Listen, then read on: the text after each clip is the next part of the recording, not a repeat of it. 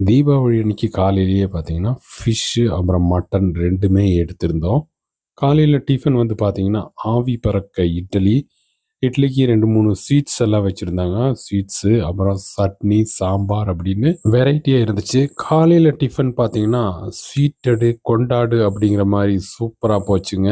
அதுக்கப்புறமா நம்ம போனது வந்து பார்த்தீங்கன்னா, அர்ச்சுனேஸ்வரர் கோவிலுக்கு தான் நம்ம போயிருந்தோம். உடுமல்பேட்டிலிருந்து ஒரு 20 கிலோமீட்டர் இருக்குங்க.